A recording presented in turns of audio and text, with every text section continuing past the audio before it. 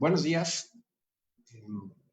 Pues muchas gracias por acompañarnos en esta charla, precisamente en un día importante para la acústica, siendo el último miércoles del mes de abril, en el que se celebra el Día Internacional de la Conciencia sobre el Ruido. Nos queda a todos muy claro el impacto que tiene el ruido en la audición, en la salud, en la calidad de vida. Esto está total y plenamente demostrado por muchos estudios clínicos, estudios científicos. Y bueno, pues en este día, precisamente en el último miércoles de abril, desde hace 20 años, se conmemora esta celebración. Y pues qué mejor que tener como marco para poder platicar sobre un tema que es tan apasionante como simple, en el que, bueno, pues haré mi mejor esfuerzo para llegar a cumplir las expectativas del tema, así como el espacio que han dejado mis compañeros. El título de la presentación, como ya aparece en la pantalla, es Tratamiento acústico mediante el análisis y cálculo de espectros sonoros utilizando el método específico.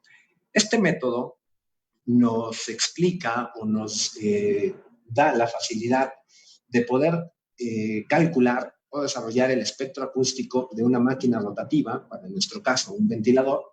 Pudiésemos aplicar a diferentes máquinas rotativas, lo haremos específicamente para el ventilador. Es un método muy simple, que bueno, pues lo verán con gran facilidad. Es un tema realmente interesante. Bien, pues sin más, me permito iniciar y lo haré de la siguiente manera. Existen desde tiempos, desde hace varios cientos de años, una pregunta que es casi tan antigua como la memoria social. Esta pregunta fue desarrollada, el autor de ella es George Bailey, y nos dice, si un árbol cae a mitad del bosque y no hay nadie para oírlo, ¿hará algo de ruido? Hoy quise empezar la presentación con esta pregunta, que es bastante existencialista, porque bueno, pues ya es miércoles, porque estamos a mitad de semana y porque creo que era interesante hacernos este tipo de preguntas. Existen tres, y creo que merece la pena nombrarlos, de hecho los he puesto en la presentación, tres de los filósofos más importantes que expusieron estos puntos. Sus puntos de vista son más sobre las percepciones de la realidad. John Locke fue el primero en plantear que la mente es como un carrete fotográfico.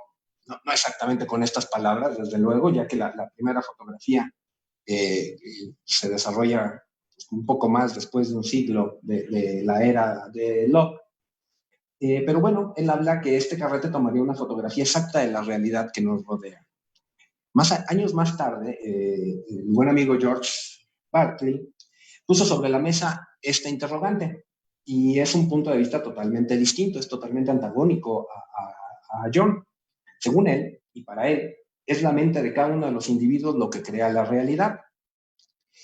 Después aparece mi tocayo, David Hume, y años más tarde define la realidad como algo a medio camino entre las líneas de Locke y Berkeley. Si a estos tres filósofos les hubiéramos preguntado esta cuestión con la que hemos comenzado, cada uno de ellos contestaría algo totalmente distinto. Para el primero, para John, la respuesta habría sido un rotundo sí. Definitivamente nos habría dicho que sí se hubiese generado ruido, aunque no hubiera nadie que lo escuchara. Berkeley, que fue quien formuló esta pregunta tal y como la conocemos ahora, y aparece en la gran mayoría de los libros de acústica, muchos de los autores que he tenido oportunidad de leerlos empiezan con esta interrogante. Bueno, él había ido al polo totalmente opuesto, afirmando que no solo no habría hecho ni un sonido al caer, es más, nos hubiera asegurado que ni siquiera el árbol existía. Así de profundo hubiese sido.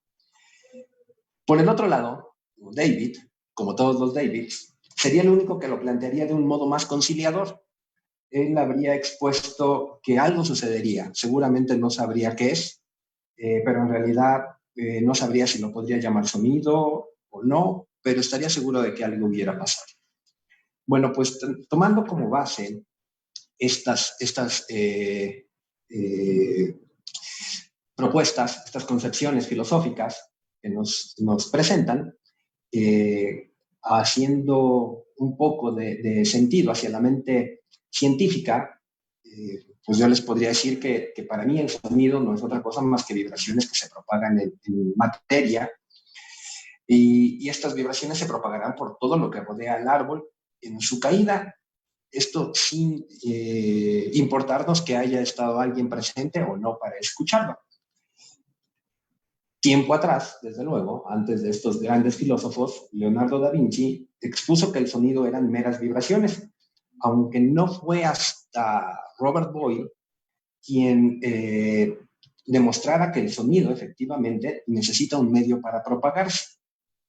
Pero por supuesto, si queremos aludir a la definición física de sonido, podemos empezar a divagar en todo este tipo de elucubraciones que difícilmente nos van a llevar a buen puerto. Una vez planteada esta pregunta, que realmente esto, más que buscar una respuesta, esto es un ejercicio mental que espero haberlo conseguido para abrir paso o dar paso a la definición del sonido.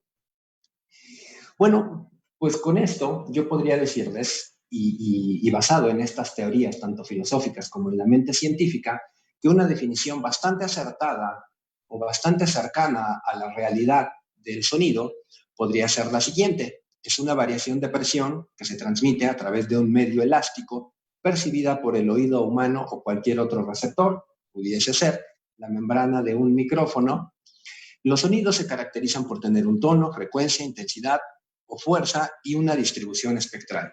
Entraremos más a detalle para entender cómo es que funciona el sonido. Veamos esta diapositiva. Esta diapositiva nos dice, cuando nuestro sistema auditivo capta un sonido, el que sea, basado en esta definición que hemos dicho, es simplemente porque hay una variación de presión en el aire que está junto a nuestros oídos. Cuando entendemos este tema, es cuando quiero ejemplificar o trataré de ejemplificar el tema de la variación de presión. Imaginen que, bueno, no lo imaginen, de hecho lo pueden hacer. Si ustedes aplauden, el espacio comprendido entre sus manos, ese aire que está comprendido, al hacer un aplauso, al juntar nuestras manos, lo que va a ocurrir es que vamos a desplazar todo ese aire y vamos a generar una variación de presión en ese medio elástico que se va a propagar, va a impactar el tímpano, bueno, nuestro oído en toda su estructura externa, media, interna. La estructura externa pues pasará por todas estas ondas que tenemos para filtrar las diferentes frecuencias, llegará al oído medio, donde tenemos el tímpano. Ustedes conocen la estructura del tímpano, de la estructura de nuestro oído medio. El tímpano es un hueso que golpea a otro, que se llama martillo, el martillo golpea a otro, que se llama yunque. El yunque lo transmite a través de la membrana coclear. La membrana coclear es como una manguera de bombero, como un muelle, mediante por el líquido coclear, nos llega al cerebro, donde nos da la percepción mediante intercambios eléctricos de sonido, lo que actualmente conocemos como sonido. Bueno, ahora trataré esto de explicarlo desde otro punto de vista.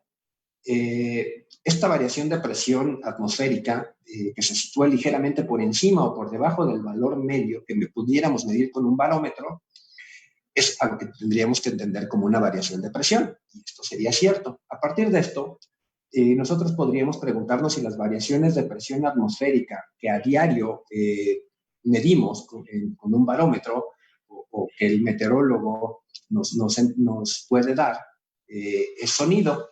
La respuesta es que sí, en realidad sí, pero no lo oímos porque son muy lentas estas variaciones. Para que el oído las capte, es necesario que cambien a un ritmo superior a las 20 veces por segundo.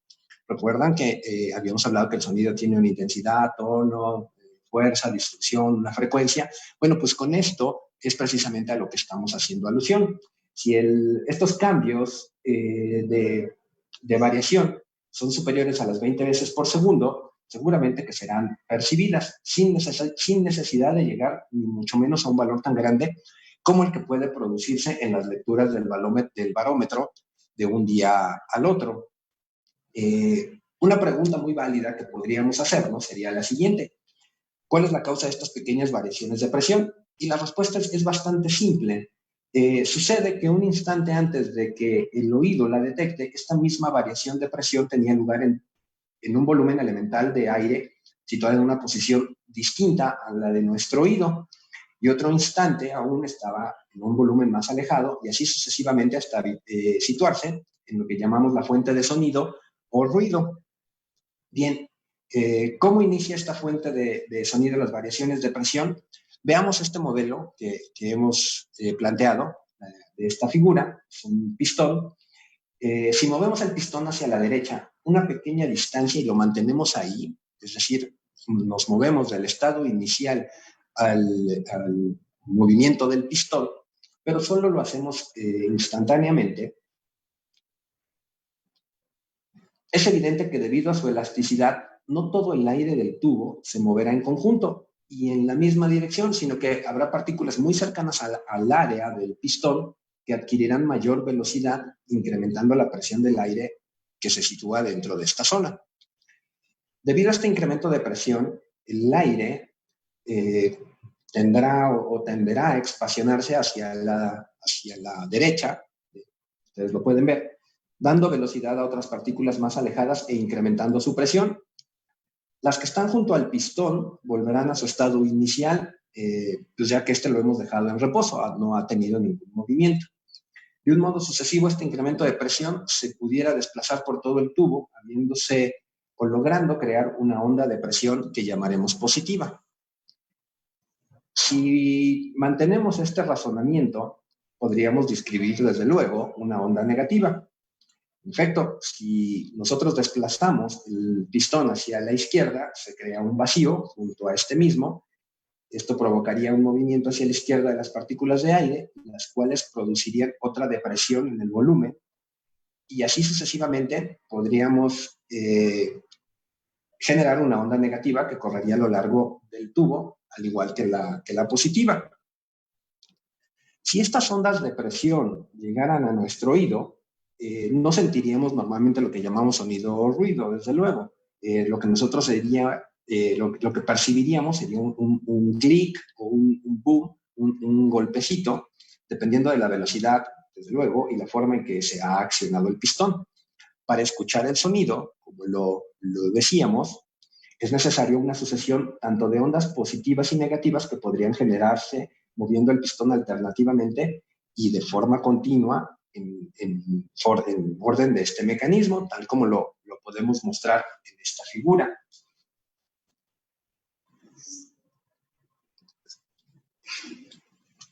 En la figura 2, que ya lo tenemos mucho más claro, es obvio que la onda positiva o negativa ha tardado un tiempo finito en alcanzar una posición alejada del pistón.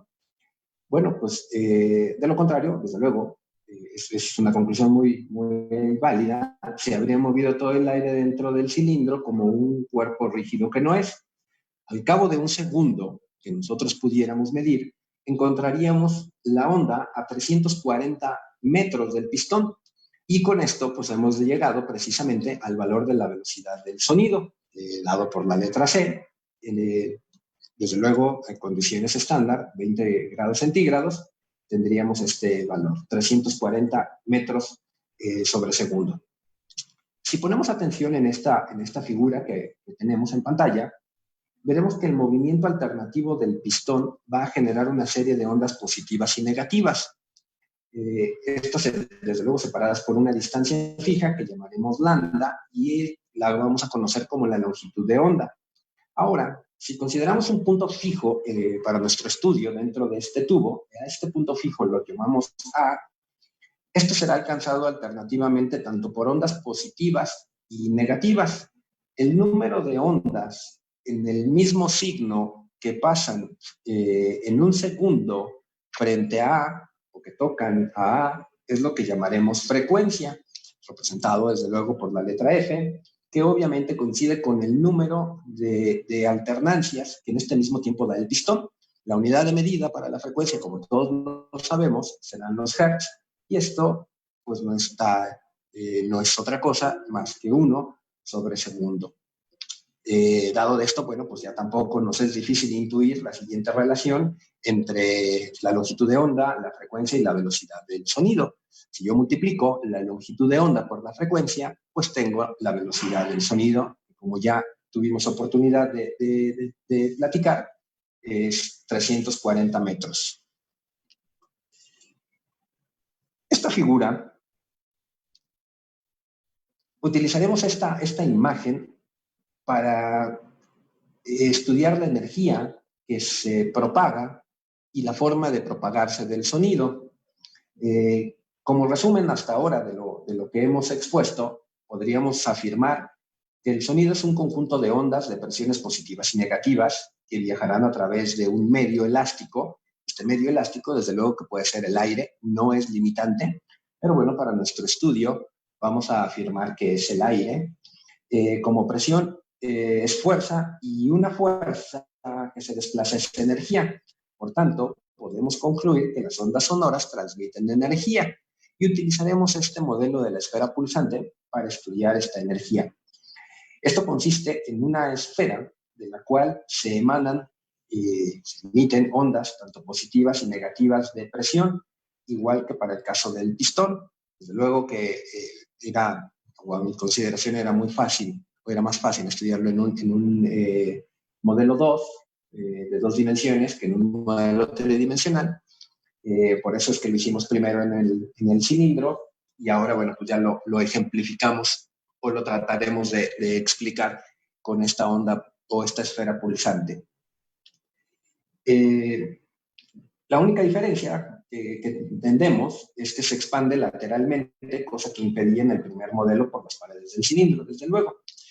Bien, sin más, sea una superficie, o consideraremos una superficie de 1 metro cuadrado, que estará situado sobre la esfera imaginaria de radio R, centrada en la esfera pulsante. La cantidad de energía que emite o que pasa por segundo a través de esta superficie es lo que llamamos y conoceremos como intensidad. Esta intensidad de la onda sonora en el punto considerado estará representado por la letra I. Esta magnitud está íntimamente relacionada con la presión, desde luego la presión de la onda acústica en aquel punto, de modo que la intensidad, si lo puedo hacer, la intensidad será igual a la presión al cuadrado sobre la presión o la unidad de relación del aire por la velocidad del sonido. A este producto, al producto, se le llama impedancia, se le conoce como la impedancia acústica del medio. Evidentemente, la energía total, que estará representado por W, que es que en un segundo pasa a través de toda la esfera por un radio R, tendrá una ecuación que nos lo representa y nos lo explica. La energía será igual a la intensidad por esa área, 4 veces pi por radio al cuadrado, que, considerando la ley de la conservación de la energía, equivaldrá a la potencia que emana de la fuente en forma de ondas sonoras, siendo este una característica acústica de la misma, es decir, su potencia sonora. Quiere decir, es una característica intrínseca de cada fuente. Por tanto, la potencia sonora de la fuente, la intensidad del sonido a una distancia o a una distancia R, y la presión sonora en este mismo lugar estarán relacionadas por las siguientes expresiones, que es una despeje y deducción de las anteriores. La potencia será igual a la intensidad por 4 veces pi por radio al cuadrado, que será igual a la presión acústica al cuadrado por la impedancia acústica del medio, multiplicado por el área de la sección de la esfera, que se multiplica por el radio o la distancia al oyente. Bueno, pues con esto ya hemos entendido bastante bien el concepto de sonido, el concepto de la propagación, Y quiero avanzar a otros temas mucho más digeribles. Puedo entender que al principio tanta ecuación y hablar de temas no tan en el que no todos estamos tan familiarizados, como la intensidad acústica, la energía acústica, pueden resultar un poquito estresantes, un poquito complicados, pero bueno, sí era importante que los mencionáramos, saber cuál es la base física de donde parten todos estos conceptos. Y ahora, bueno, vamos a verlo desde un punto de vista un poquito más de sentido común, un poquito más digerible. Una vez definidos estos conceptos, debemos entrar en función. Nuestro oído cubre una sorprendente y muy amplia variedad de presiones sonoras. Ya está claro el tema de presión sonora. En una relación que va más allá de 1.000.000 a 1, la escala de decibel hace que estos números sean un poco más manejables. Bueno, me he adelantado, desde luego, al término decibel, que es la unidad que vamos a utilizar para referirnos a la medición de sonido. El decibel es una unidad de base logarítmica, que ustedes lo saben, no es una unidad de medición, es una unidad de referencia. Y bueno, pues lo voy a explicar a continuación. Estas tres magnitudes que ya hemos tenido oportunidad de platicar, la presión, la intensidad acústica y la potencia sonora, tienen por unidades respectivas, desde luego. Cuando hablamos de presión, una unidad lógica sería el pascal. Cuando hablamos de intensidad acústica, es el watt dividido por el metro cuadrado. Y cuando hablamos de potencia sonora, pues desde luego que serán watts. Sin embargo, como ellas deben relacionarse con la respuesta del oído humano, son un tanto complicado el manejo de las mismas.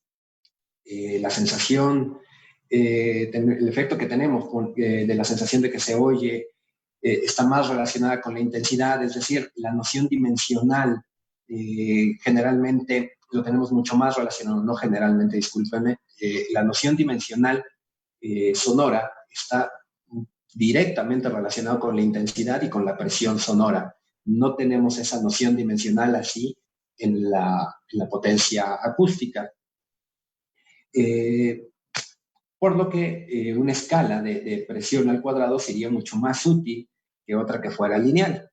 Pero aún no está, si lográramos hacer esa escala no sería tan práctica, ya que nuestro oído es capaz de responder a sensaciones tan bajas como 10 a la menos 12 watts por metro cuadrado, como a tan altas como 10 a la watts sobre metro cuadrado, sin presentar un daño físico permanente e irreversible al oído.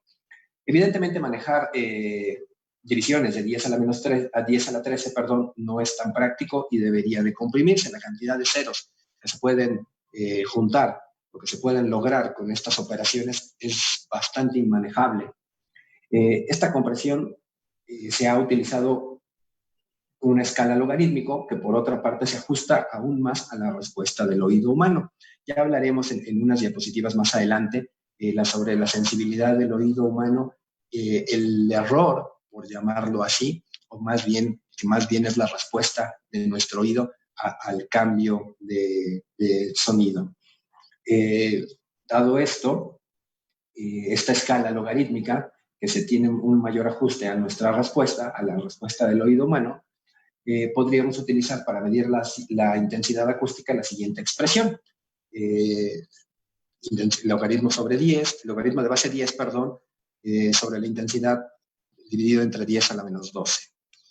En la que hemos dividido los valores de la intensidad en segmentos de 10 a la menos 12, que es el valor más bajo que se puede oír, y de este modo hacer coincidir el 0 de la nueva escala con el umbral de la sensibilidad. Sin embargo, esta escala es aún demasiado comprimida, ya que si la intensidad máxima para un sonido no es dañino, es de 10 watts sobre metro cuadrado, bueno, pues tendríamos logaritmo de 10 sobre 10 a la menos 12 sería igual a 13, y la escala iría únicamente de 0 a 13. ¿Qué pasó? Que hemos comprimido demasiado nuestra escala. Recuerdan la slide anterior, Bueno, teníamos una escala mucho más compleja, entonces, bueno, pues el efecto ha sido el opuesto. Ahora la hemos comprimido tanto que también sería inmanejable. Para arreglarlo, lo multiplicaremos por 10, nombrando al resultado con la palabra decibel, y así en resumen, la intensidad acústica, la intensidad sonora, el nivel de intensidad sonora lo tendríamos dimensionado, medido esto. Sería igual a 10 veces el logaritmo de la intensidad de 10 a la menos 12. De un modo semejante, definiríamos el nivel de presión sonora y el nivel de potencia sonora que estará dado por estas ecuaciones. Presión sonora será igual a 10 veces el logaritmo de la presión al cuadrado sobre la presión de referencia, y esto será igual a 20 veces el logaritmo de la presión sobre 2 por 10 a la menos 5. La potencia acústica, por su lado, será igual a 10 veces el logaritmo de la potencia, que es 10 a la menos 12 watts. Notemos que hemos llamado con el mismo nombre de decibel los niveles de intensidad, presión y potencia sonora, por lo que es muy importante dar información adicional de qué tipo de decibel se trata. Cuando se establece una unidad, es muy importante relacionarla con algo que normalmente encontramos en la vida cotidiana. Esto se hacía tradicionalmente con el sistema práctico de unidades, así es como cuando se definió el kilogramo, por kilogramo fuerza, se tenía muy claro que era la fuerza necesaria para levantar 1 litro de agua, cuando se definió el kilogramo trabajo necesario para levantar 1 kilogramo a 1 metro, con los caballos vapor, con la potencia que se decidió. Esto, bueno, pues ya lo vamos a ir definiendo mucho más adelante.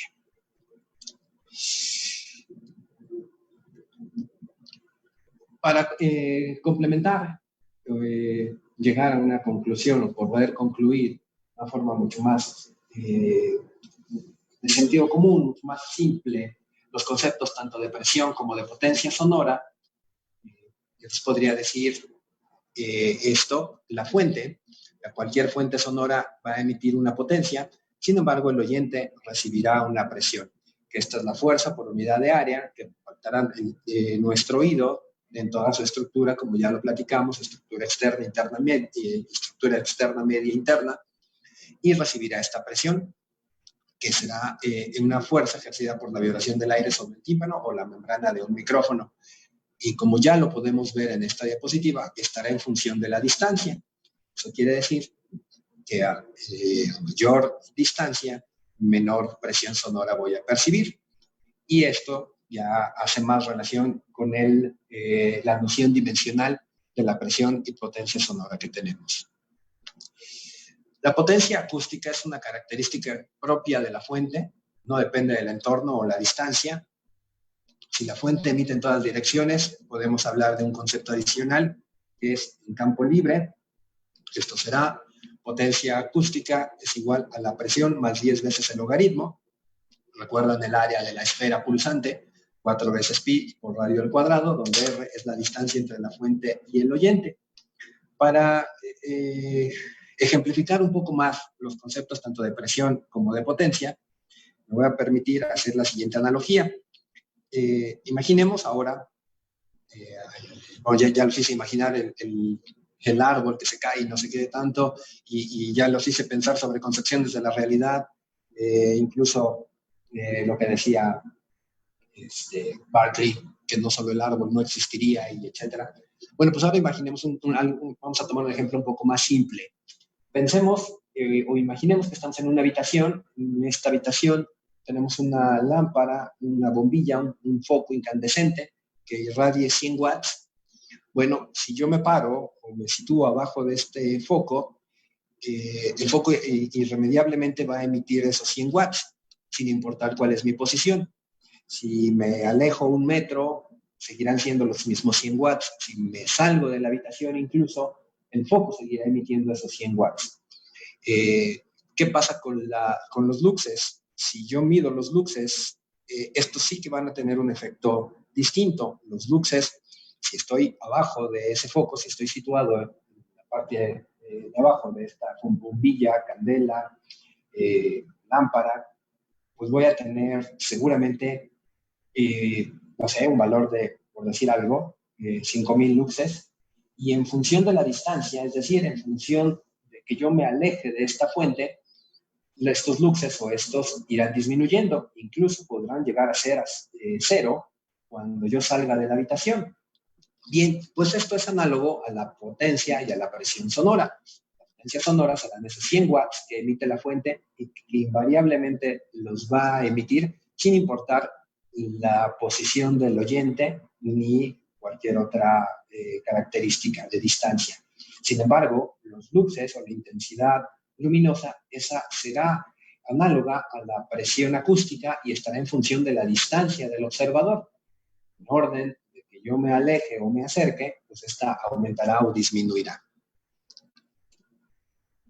Algunos ejemplos de la potencia y la presión, pensemos en una potencia acústica de 85 decibeles, que hasta este momento con decibeles nos funciona. Ya iremos ampliando el concepto y delimitándolo un poco más. La presión acústica a 5 metros, utilizando las ecuaciones que acabamos de revisar y despejando desde luego, será presión acústica igual a 85 decibeles, que es la potencia, menos 10 veces el logaritmo del área de la esfera multiplicado por la distancia, es decir, 4 veces pi por radio al cuadrado. Haciendo las operaciones, pues tenemos que la presión a 5 metros será 60 decibeles.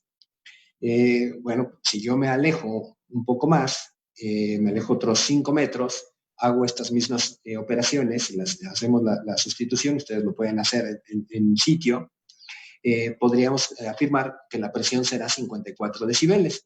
¿Cuál será la potencia acústica? Bueno, pues utilizando esa misma ecuación que platicábamos, sería potencia es igual a 54, que es la presión, más 10 veces el logaritmo de la sección de área de la esfera pulsante por el radio a la que se encuentra el oyente. Y bueno, pues haciendo la resolución de estas operaciones, tenemos que es 85 decibeles. Por lo tanto, podemos constatar que la potencia acústica será la misma, aunque la presión sonora cambie en función de la distancia. En 5 metros teníamos 60 decibeles, en 10 metros tenemos 54 decibeles, que será uno de nuestros primeros y principales tratamientos acústicos. La distancia de la fuente en función de la atenuación. Bien, pues siendo este el principal de nuestros tratamientos acústicos, en función, que es bastante lógico, en función de la distancia yo puedo tener mi primer principio de atenuación. Si yo estoy 1 metro alejado de esta distancia, de esta fuente, perdón, discúlpenme, la atenuación que consiga será de menos 11 decibeles. Si me alejo 1,5 metros, la atenuación será menos 14,5 y así sucesivamente. Ustedes pueden hacer la sustitución del radio en la ecuación que vimos. Solo les quiero hacer una aclaración. Hasta este punto, yo estoy hablando de un campo libre. No estoy considerando la reflexión, refracción ni difracción de la onda sonora. Y está bien hasta este punto que lo consideremos así, porque lo que queremos puntualizar es cuál será el efecto de la presión sonora en función de la distancia, y esto pues parece que con esto puede quedar muy claro. Más adelante tocaremos estos conceptos de refracción, difracción y reflexión y su efecto en la medición de la fuente sonora. Los decibeles, el cambio, les decía en algún momento de esta charla, que buscábamos una escala que se ajustara un poco más a la sensibilidad audible humana, e incluso llegué a mencionar la palabra error que pudiera tener nuestro oído. No es error, es simplemente esto, la respuesta al cambio, y es la sensibilidad que tenemos. Todos nuestros sentidos tienen una respuesta logarítmica, en sentido al tacto, a la vista, al oído. Ustedes pueden hacer en sitio en donde se encuentren un ensayo muy simple para entender cómo responden de forma logarítmica nuestros sentidos. Si toman una botella de agua de 1 litro y toman la sensibilidad en una mano y después se colocan otra botella encima de esta, yo les puedo asegurar que no van a percibir que están cargando el doble de peso. Desde luego que van a sentir que están cargando un poco más pesado, pero no necesariamente que es el doble de peso. Y la explicación es muy simple porque nuestros sentidos responden en forma logarítmica, ninguno de ellos responde en forma lineal, por lo tanto no podemos percibirlos así. Y esto mismo ocurre con el cambio a la sensibilidad audible.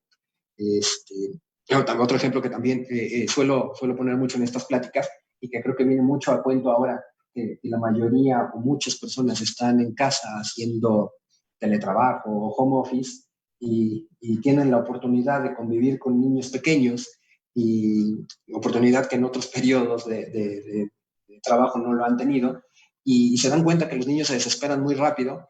Bueno, pues su concepción del tiempo también se relaciona de una forma logarítmica. Aunque me estoy saliendo un poco del tema, pues voy a aprovecharlo. Los niños, y bueno, no solo los niños, todos relacionamos la cantidad de años vividos versus ese periodo de tiempo, y esto se hace en una relación logarítmica, lleva una relación logarítmica. Por lo tanto, alguien como yo que ha vivido 45 años y relaciona 1 hora o 2 horas, pues mi relación logarítmica resultante es muy baja. Pero un niño que tiene 5 años relaciona ese periodo de vida contra 1 hora que su papá, su mamá o alguien no le hace caso porque está escuchando una plática de tratamiento acústico, lo hace muy incómodo y desde luego que empieza a desesperarse porque la relación logarítmica es mucho más alta que de quien está escuchando la presentación. Bueno, pues de igual forma nuestro oído responde en esta forma logarítmica y esto es lo que represento en esta diapositiva, el cambio al nivel sonoro.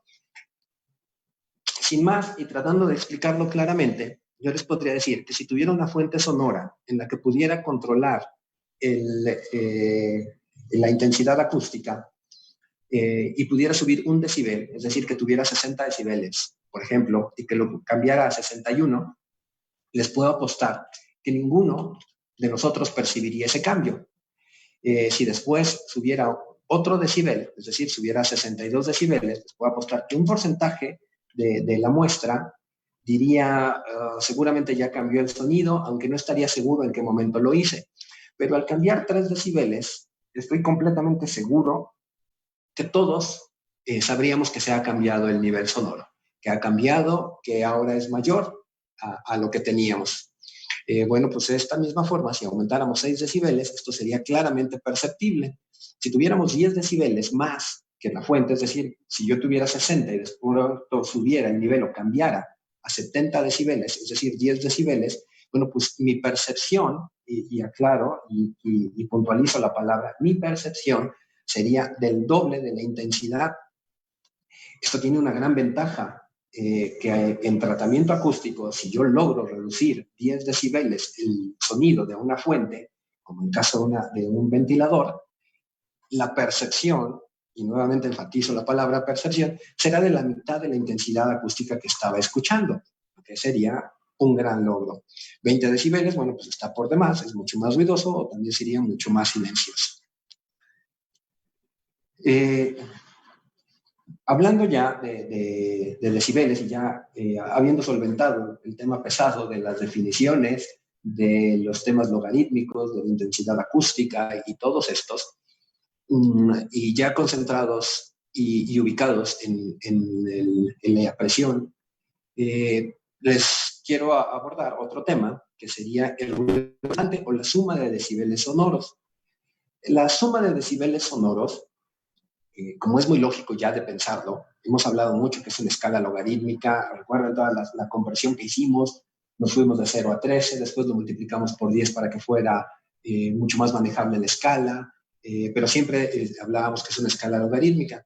Bueno, pues esto ya nos hace pensar que el ruido resultante de dos fuentes iguales, por ejemplo, no es el resultado de una suma aritmética. Definitivamente, si estamos sumando sonido y estos están en una escala logarítmica de base 10, pues tendríamos que hacer una suma logarítmica o utilizar la siguiente tabla en orden de entender cómo podemos hacerlo más fácil. Esta es una tabla muy útil. La bibliografía o el autor de esta tabla es Brulanger y bueno, pues me permite presentarla y nos dice lo siguiente: si yo quisiera sumar dos niveles sonoros y la diferencia entre estos dos niveles sonoros es 0 o 1, debería de añadirle 3 decibeles al nivel superior, al nivel sonoro más grande. Explicado de otra forma, si yo tengo 60 y 60 decibeles, dos fuentes, tal cual como lo representa esta imagen, yo debería de sumar 3 decibeles a cualquiera de las dos y mi resultado sería 63 decibeles. Si el sonido fuera 60 y 61, yo sumaría 3 decibeles a la fuente de 61 decibeles y el resultado serían 64. Bueno, esto mismo para los siguientes segmentos. Si la diferencia está comprendida entre 2 y 3, añadiré 2 decibeles al nivel superior mayor y ese será el ruido total que escuche. Si la diferencia está comprendida entre 4 y 9, añadiré 1 decibel al nivel superior y ese será el ruido resultante. Y si tengo más de 10 decibeles, ya no debo añadir más decibeles. Es decir, el sonido mayor encapsula el sonido menor y yo por quien me tengo que preocupar será por atenuar o por tratar ese sonido superior. Dicho de otra forma, si yo tengo, y casi seguro que todos lo hemos vivido, si tengo una habitación donde el ruido de fondo es 70 decibeles y me piden que yo instale un ventilador de 55 o 58 decibeles, bueno, pues no estoy haciendo absolutamente nada. Bueno, puedo instalar el ventilador, puedo hacer el tratamiento, pero el ruido que va a percibirse será el ruido superior, el de los 70 decibeles. También puedo utilizar esta gráfica en la que tengo los dos niveles sonoros, tengo un nivel de 55 y un nivel de 51. La diferencia es 4 decibeles, me ubico sobre las abscisas en 4 decibeles, me desplazo hacia la curva, me muevo hacia las ordenadas y veo que el resultado es 1,4. Bueno, pues esto es lo que yo debería de sumarle. 55 más 1,4 me da 56,4. La incertidumbre que he tenido al hacer esta operación fue de 0.4 decibeles. Si yo lo hubiera hecho de esta forma, hubiera encontrado que la diferencia eran 4 decibeles, le hubiera sumado 1 decibel a 55 y hubiera tomado 56. Estoy haciendo bastante purista con esto, pero bueno, así es. Recuerden también el cambio de la sensibilidad. 3 decibeles es el cambio sensible que escuchamos, pues 0.4 decibeles pudiera ser despreciable. Algunos ejemplos que se entienden, si tuviera 60 más 60, ejemplos rápidos, el ruido resultante sería 63, 60 más 61, el ruido resultante sería 64, y bueno, pues así para cada uno de ellos. Para quienes gusten de la demostración o repasar un poco cómo es una suma logarítmica, aquí está la metodología. Una suma logarítmica no es otra cosa, igual es muy simple, todos lo vimos en la universidad, es quitar la base logarítmica al elemento logarítmico, hacer una suma aritmética y después regresarlo a la base logarítmica. Entonces, si yo tuviera una presión sonora de 45 y una presión sonora de 47, para hacer esa suma logarítmica, lo que yo debo hacer es 10 veces el logaritmo de 10 a la 4,5 más 10 a la 4,7. Hago la suma aritmética de estos. Una vez que tengo esta suma aritmética, lo regreso a su base logarítmica, lo multiplico por 10 y obtengo el resultado, que será 49,1. Si yo hubiera utilizado la tabla anterior en la que les decía que la diferencia entre dos, si la diferencia entre dos niveles sonoros era 2 decibeles, el nivel que yo tendría que agregar era 2 decibeles al nivel superior. Entonces, bueno, pues me hubiera ido directamente de 47, le hubiera sumado 2 decibeles, hubiera obtenido 49.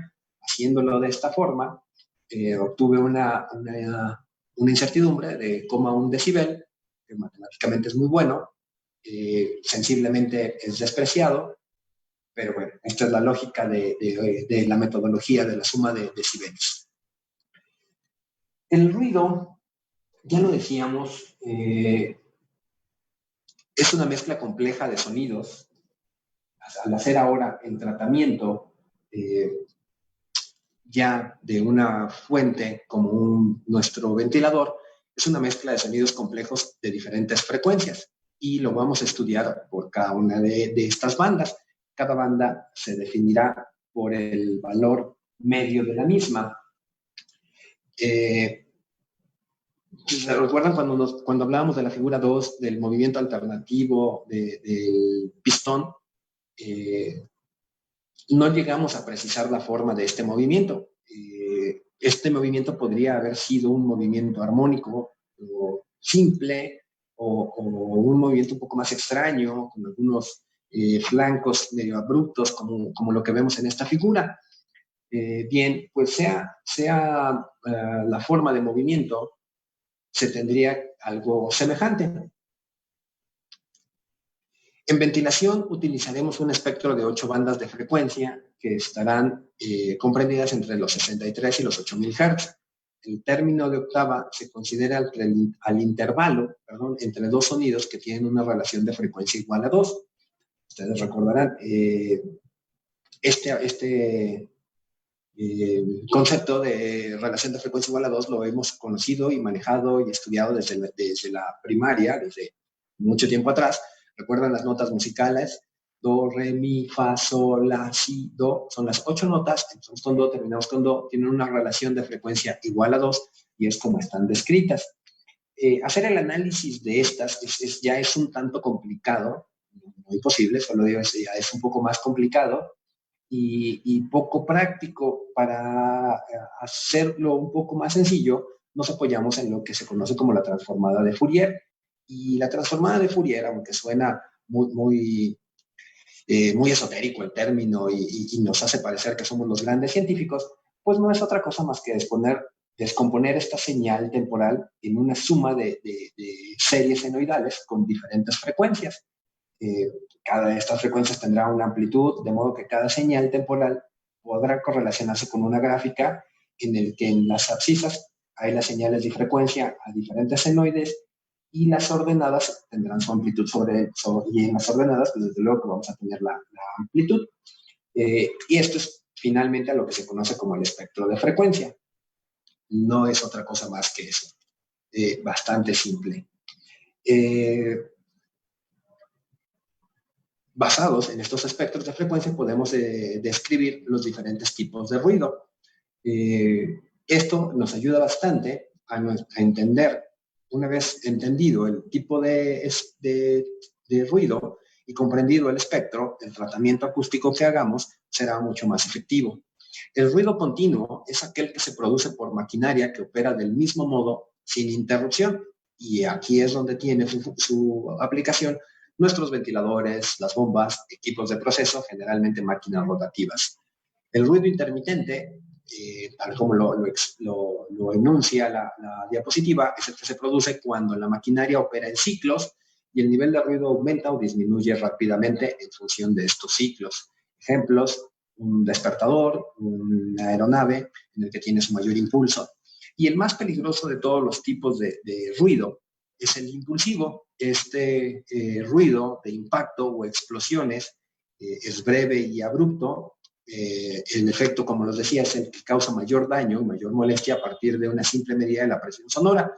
El tímpano no logra recuperarse de este impulso cuando puede presentarse otro, lo que hará que estas senoides vibren y modulen en la misma frecuencia o en frecuencias similares, produciendo seguramente un daño. Para medir el nivel sonoro, vamos a disponer de unos aparatos especiales que se conocen como sonómetros.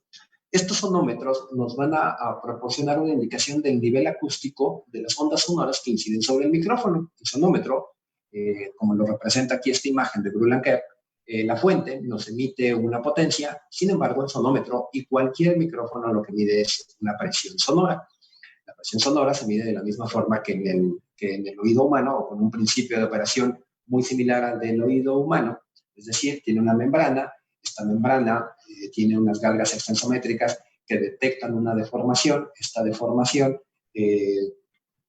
lo convierte por la fuerza y esa área de la membrana detecta esa deformación, se multiplica, lo lleva hacia el cerebro del transductor, y el transductor nos entrega la señal como la estamos percibiendo.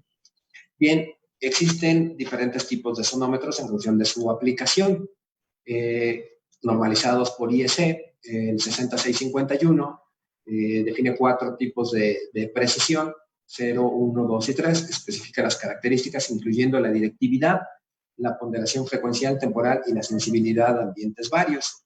Los sonómetros integradores son instrumentos que tienen la capacidad de medir la potencia equivalente o la cantidad de sonido equivalente. El loudness equivalent es un parámetro, una característica importante a medir y se refiere a la cantidad de energía o la cantidad de señal. Nos emite una señal equivalente al periodo de tiempo que estamos midiendo. Todos los sonómetros pueden medir en una respuesta rápida, en una respuesta lenta. Sin embargo, los cambios, ¿recuerdan en nuestra primera diapositiva cuando hablábamos de los cambios que pudieran ser en función de la presión? Bueno, pues estos cambios se presentan, por lo tanto, no tenemos una medición lineal y tampoco podemos hacer promedios. Recuerden que estamos hablando de una escala logarítmica, por lo tanto, los promedios, la respuesta lineal no existe. Lo que hacen estos sonómetros es que nos emiten una señal equivalente a todas esas variaciones que estuvieron midiendo durante un periodo de tiempo. Y esta es la forma en que podemos, la forma más cercana a una lectura real que pudiéramos tener. Como platicamos, bueno, esto no lo hemos platicado. En la escala A, o los decibeles A, en algún momento les decía que estábamos con decibeles y que para mí era suficiente que hasta ese momento entendiéramos que teníamos esa unidad de medida, los decibeles o esa unidad de referencia, perdón. Es mucho más acertada esta palabra, unidad de referencia, que unidad de medida. El decibel, bien, para todos son muy conocidos los decibeles A, B y C. Y bueno, pues, ¿qué es esto? El oído no percibe los niveles de presión sonora de la misma manera para todas las frecuencias. Por el contrario, los sonómetros sí que tienen una sensibilidad idéntica en todas las frecuencias. Ya saben, nuestro oído externo, con la estructura del oído externo, alcanza o logra filtrar frecuencias altas, bajas, medias a nuestro oído medio y de ahí al oído interno. Surge un nuevo concepto que son los decibeles A. Estos decibeles A se atribuye a los estudios realizados por 2 científicos alemanes, por Fletcher y Munson. Fletcher y Munson durante el siglo pasado se dedican a hacer algunos estudios, y estos estudios otológicos, desde luego, buscan acercar la sensibilidad de estos sonómetros a la sensibilidad del oído humano, la tan ya platicada sensibilidad audible. Y bien, hacen un experimento que, aunque algunos autores exponen que el experimento falla, personalmente creo que no falla este experimento, simplemente no tiene el resultado con el que inició el experimento, tiene un resultado distinto. Bien, toman una muestra de una población otológicamente sana, de una misma raza, y esto hacen unas audiometrías, es generar diferentes tonos con una amplitud distinta, y la gente va percibiéndolos. Al final falla precisamente o no se obtiene el resultado esperado, porque se aplica a una población otológicamente sana con unas características muy definidas que no se pueden aplicar al total de la población. Lo que sí se logra con este experimento es acercar el grado de molestia a la sensibilidad de oído humano. Y para acercarlo, bueno, pues se monitorea y se hace una ponderación en diferentes frecuencias. El resultado, a partir de esto, se generan unas líneas de ponderación, unas curvas de ponderación, y el resultado ya no lo expresaremos más en decibeles, sino en decibeles A. Estos decibeles A, B y C corresponden a las primeras letras del abecedario. Sé que también hay autores que hablan de decibeles absolutos, de decibeles acústicos. He tenido oportunidad de leer a otros que en realidad dicen que lo que Fletcher y Munson toman son las primeras letras del abecedario, no tiene nada que ver con decibeles absolutos y que no tiene nada que ver con decibeles acústicos. Igual pudieron ser X, Y y Z, pero en fin, fueron A, B y C y punto, ¿no? No hay más que decir sobre esto. En la práctica, en ventilación, los niveles sonoros los conocemos como decibeles A, y aquí presento la tabla de correcciones para pasar de estos decibeles no ponderados, perdón por la palabra lineales, ahora la veo y no me gusta, creo que tendría que haber puesto no ponderados a decibeles en la ponderación A. En 63 Hz nosotros tenemos un grado de sensibilidad de menos 26,2. En 125 tenemos un grado de sensibilidad de menos 16,1, en 250 de menos 8,6, en 500 de menos 3,2, en 1000 0, y esta es una frecuencia pura y que nos servirá de referencia para muchos análisis. En 2000, 1,2, en 4000 de 1, en 8000 de menos 1,1. En las frecuencias medias la sensibilidad es máxima, menor en los agudos y poca en los graves. Una conclusión que se antoja muy lógica después de ver esta tabla de corrección. Estas son las curvas de ponderación. La curva de ponderación A, B y C se ocupan para diferentes sonidos, para sonidos ultra, infra y para sonidos medios. Las curvas más comunes, comúnmente más utilizadas, que pudiera ser una pregunta que se antojaría también, son las curvas de ponderación A y las curvas de ponderación C. La curva de ponderación B ha perdido su uso práctico, pero bueno, de todos modos existe. Y estas son las tablas de corrección para ellas. Como una vez dominados, y si no dominados, pero sí con el conocimiento de estos conceptos o el antecedente del conocimiento de estos conceptos que hemos repasado, vamos a platicar un poco ya más sobre los tratamientos acústicos. Uno de ellos, y importante, aunque a mi consideración no tan práctico, es la barrera acústica. Sin embargo, lo escuchamos mucho. Es como una solución muy práctica. Cuando se presenta algún sonido desagradable o un ruido, que esa sería la definición del sonido, un sonido molesto o que nos resulta alterno o contrario a nuestro confort, perdón, siempre pensamos en una barrera acústica. Y tiene su razón, es el primer medio de control o de tratamiento acústico. Si nosotros queremos decir algo en secreto y que no queremos que se entere la persona que tenemos enfrente, lo que hacemos es apelar a la barrera acústica de nuestra mano y nos la ponemos enfrente de la boca. Y así tratamos de impedir que la vibración producida por nuestra voz, que se desplaza en el medio elástico que es el aire, llegue a impactar el tímpano de la persona que no queremos que lo escuche. Pudiera ser cualquiera. Bien, pues esta pantalla o barrera acústica que lo utilizamos desde esta aplicación tiene estas características. Se define como la reducción del sonido causado por una barrera y dependerá de estos dos factores. El primero de ellos es la diferencia en la trayectoria de la onda sonora al viajar por encima de la barrera comparado con la transmisión directa al receptor. En el diagrama B y C lo podemos observar. El contenido frecuencial y el contenido frecuencial son las dos características que harán la reducción del sonido en función de la aplicación de la barrera acústica. Ya pueden ver la efectividad de la barrera acústica en función de la atenuación. Si yo tuviera una barrera acústica de 2,5 metros, será la atenuación que aparece en la curva o en la gráfica en verde. Sobre 8000 Hz tendría una atenuación de 14 decibeles, si me lo quieren aceptar. En 1000 tendría una atenuación de 8 decibeles. En 2000 tendría una atenuación de 10. Me estoy enfocando a los valores medios, porque finalmente, al ser frecuencias puras, son las que tienen mayor impacto o sobre las que tengo mayor sensibilidad en mi oído.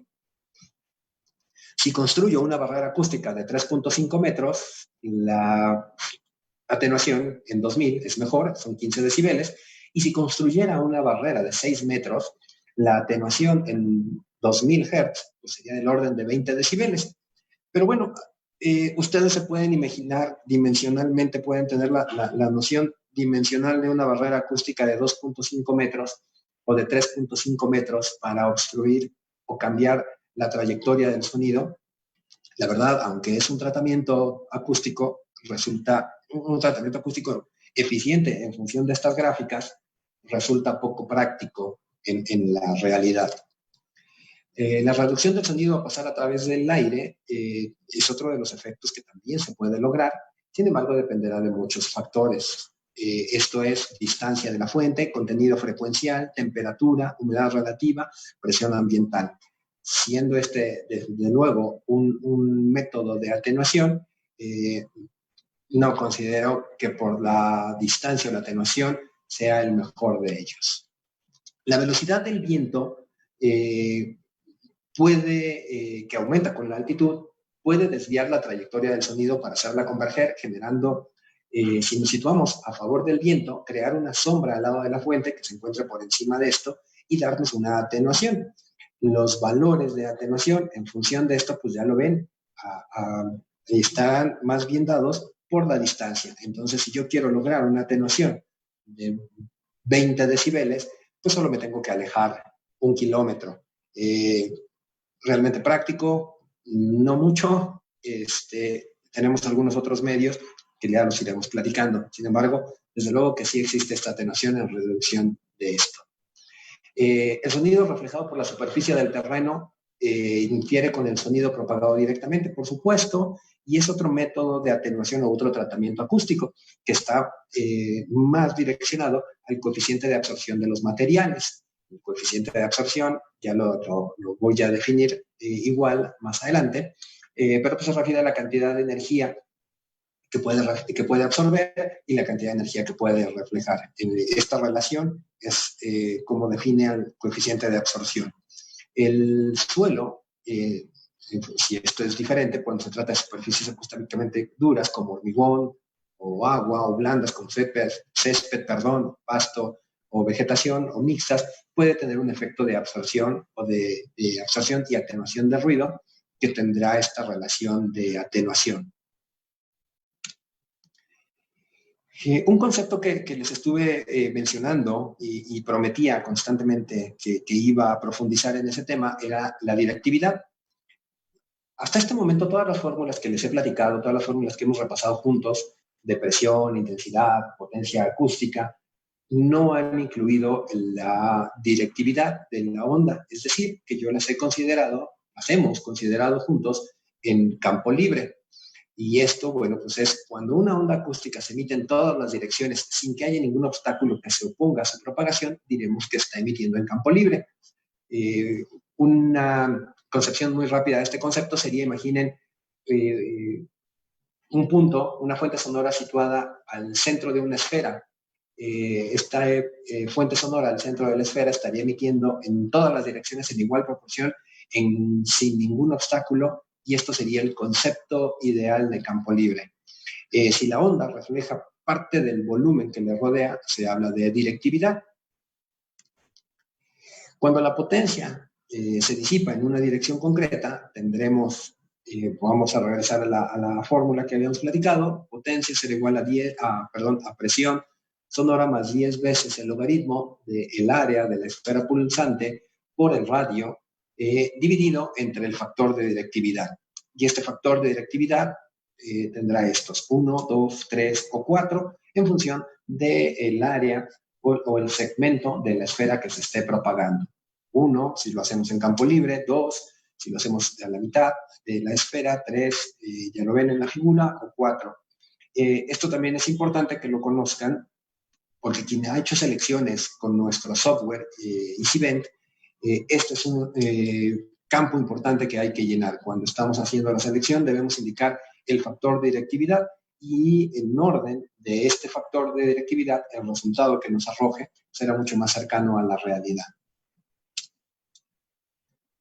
Ya hemos hablado de tipos de ruido, ya hablamos del factor de directividad, nos queda pendiente el tipo de fuente. Las fuentes, cuando hablamos de una fuente puntual, cuando las dimensiones de una fuente de ruido son pequeñas comparadas con la distancia del oyente, por ejemplo, ya estamos hablando de ventiladores o chimeneas. A estas las podemos clasificar como fuentes puntuales. Una fuente lineal es aquella que es estrecha en una dirección y se alarga en la otra comparada con la distancia del oyente. Ejemplos puede ser una avenida, una calle, donde estará compuesta por diferentes fuentes puntuales, como cada automóvil. El campo libre y el campo reverberado, la zona donde el nivel sonoro disminuye cuando nos alejamos de la fuente, es lo que llamamos campo libre. o campo directo. La zona donde la presión acústica reverberada es igual o superior a lo que sería campo libre se le llama campo reverberado. En acústica o en tratamiento acústico tenemos un concepto que se llama tiempo de reverberancia. Este tiempo de reverberancia es una herramienta muy útil en tratamiento acústico porque nos indica cuál será la reverberancia o el tiempo que las ondas sonoras tarden en reflejar, en regresar a nuestro oído durante un intervalo de tiempo. Es en función de este tiempo de reverberancia, sabremos si la acústica de un teatro, de un auditorio, de una sala de televisión es el adecuado o no. El tiempo de reverberancia se define, perdón, ya iba a pasar, tiempo de reverberancia se define como el tiempo que tarda una onda a atenuarse a 60 decibeles desde su máxima explosión hasta 60 decibeles. El tiempo que tarda en atenuarse es lo que conocemos como tiempo de reverberancia. Desde luego, si este tiempo es muy largo, es muy prolongado este tiempo de reverberancia, tendremos una contaminación audible importante porque tendremos un choque de diferentes ondas que estarán reflejando o refractando al mismo tiempo hacia nuestro oído. A diferencia del eco, el eco es, la diferencia entre reverberancia y eco es que es el tiempo en que esta señal tarda en regresar a nuestro oído. Eco se define cuando el sonido tarda más de una décima de segundo y nuestro sistema audible lo identifica como dos señales distintas. Reverberancia es una señal prolongada que no termina. Y bueno, también ya quería llegar a estos tres conceptos, perdón, refracción, difracción y reflexión.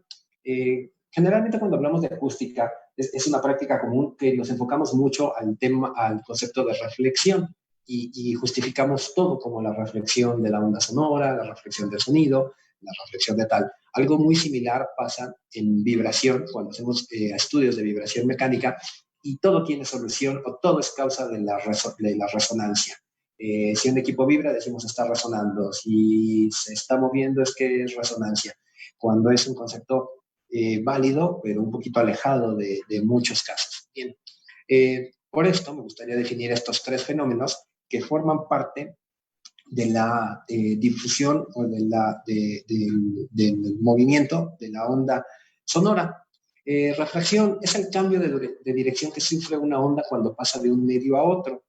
Pudiera ser cuando pasa de un medio elástico como el aire a un medio también elástico como el concreto, madera o cualquier otro de ellos. La difracción, por su parte, es la distorsión de un campo sonoro causado por la presencia de un obstáculo o también una fricción por parte de frentes de la onda.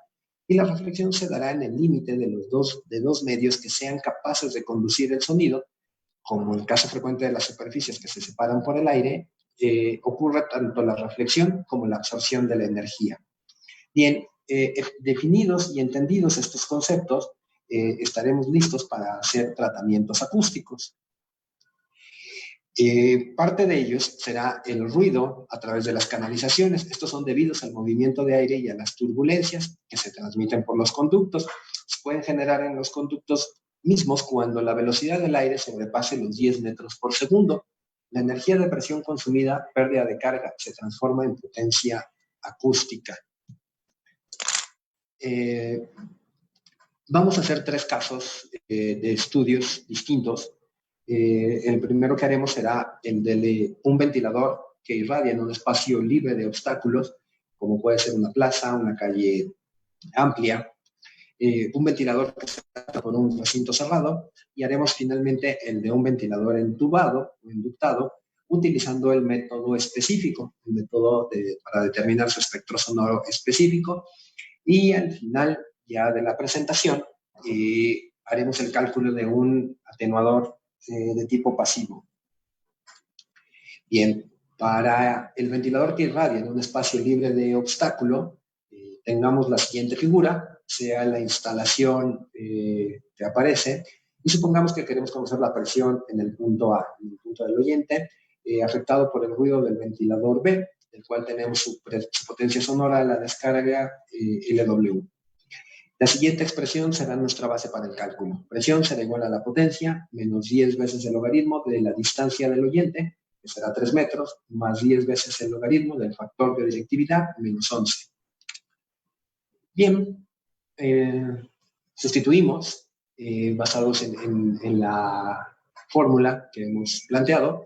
El factor de directividad es 2, lo vemos en la figura y lo podemos repasar en estas diapositivas. También nos queda claro que el factor de directividad será 2. El espectro de potencia sonora, que aparece en la línea 1, bueno, este espectro de potencia sonora nos lo entrega el fabricante y nos dice cuál es el valor de potencia, decibeles, claro, expresado en decibeles, para cada octava. Tenemos la diferencia, que será 20 veces el logaritmo del radio, que es 3 metros, es decir, la distancia del oyente, más 10 veces el logaritmo del factor de directividad, que ya hemos definido que es 2, menos 11. Esta constante nos queda como resultado menos 17,5. Hacemos la suma de, como nos indica nuestra fórmula, de potencia menos esta constante que hemos determinado, el 17,5, y nos da este resultado para cada octava. Aplicamos la ponderación A, la curva de ponderación A. También existen diferentes autores. Hay quienes dicen que en 63 Hz la diferencia es 26,2. Hay quienes dicen que la diferencia es 25,5. Nosotros utilizaremos las curvas de ponderación que tiene Soler y Palau, y estas es en 63 menos 25,5, en 125 menos 15,5, en 250 menos 8,5, en 500 menos 3. Aplicamos la ponderación a cada valor de la frecuencia en cada octava y obtenemos el espectro sonoro de potencia.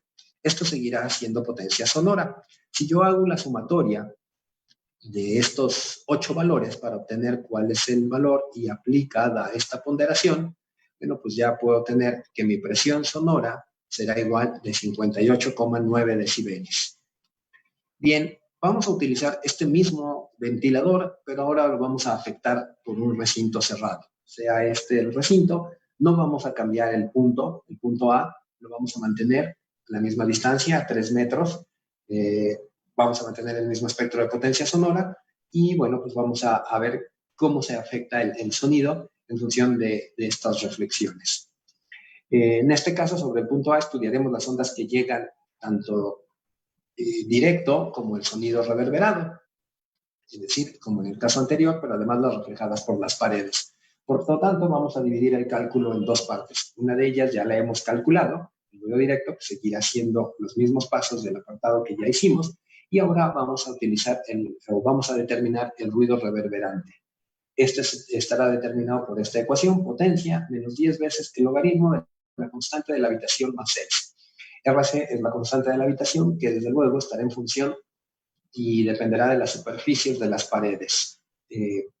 Necesitamos conocer la superficie de las paredes y el coeficiente de absorción de las mismas, que ya platicábamos que el coeficiente de absorción es la relación entre la energía que absorbe y la energía que es reflejada cuando el sonido pasa de un medio a otro. Bien, para hacer el cálculo de la habitación hemos determinado que el coeficiente de absorción se considera concreto, o he considerado arbitrariamente concreto para esta habitación.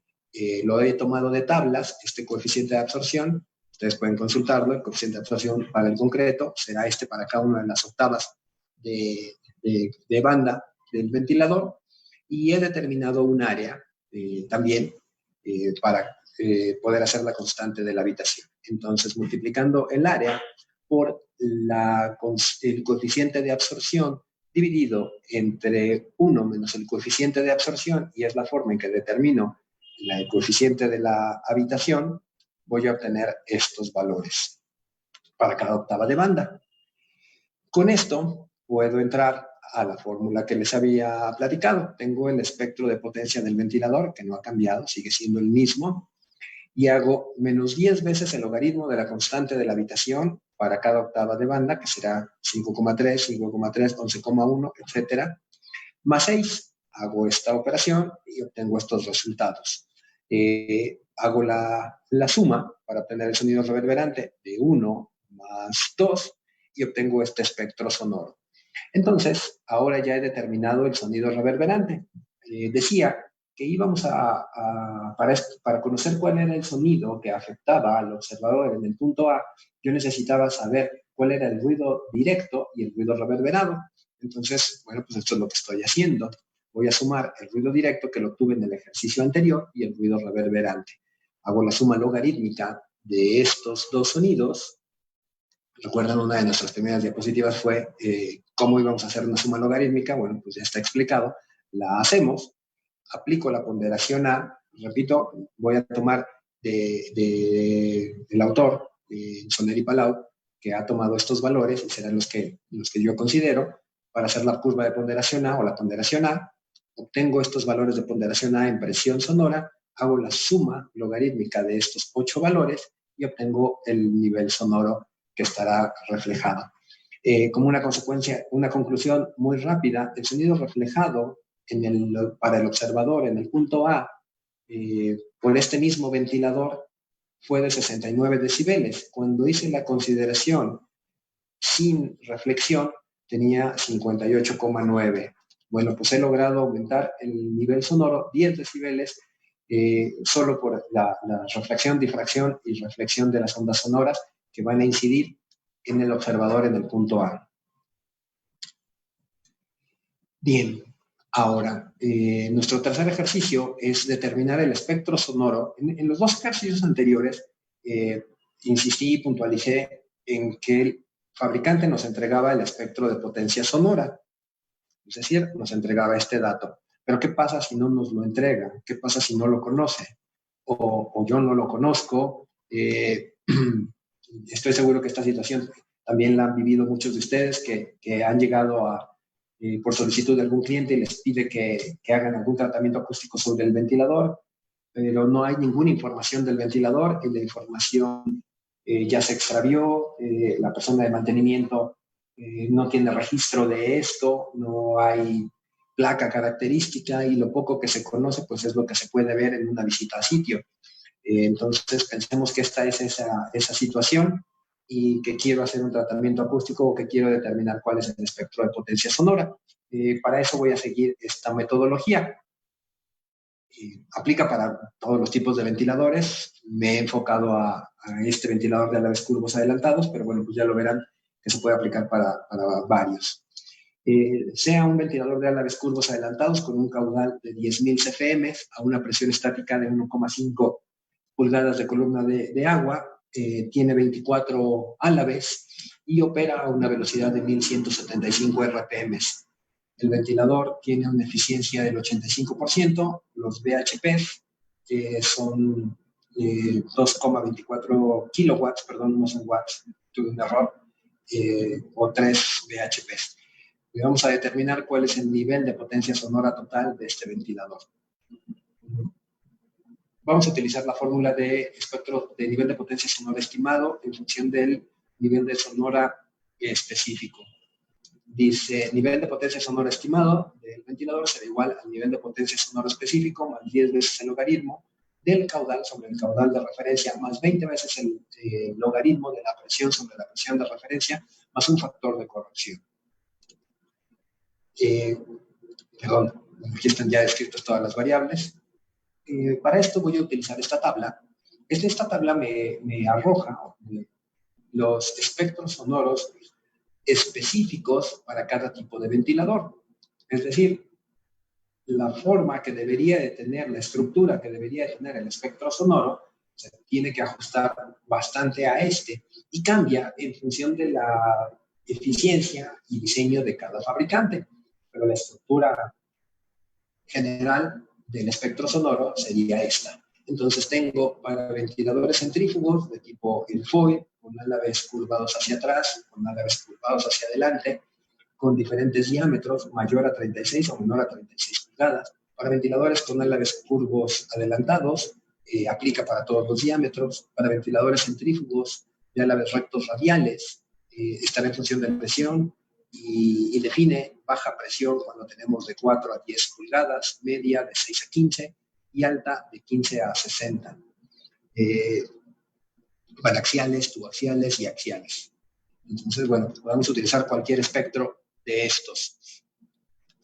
El factor de corrección que aparece en la fórmula estará en función de la eficiencia estática. Si la eficiencia estática está comprendida entre 0 y 100, no aplicaré ningún factor de corrección. Si está comprendida entre 89 y 85, aplicaré ese factor de corrección y así respectivamente para cada uno de ellos.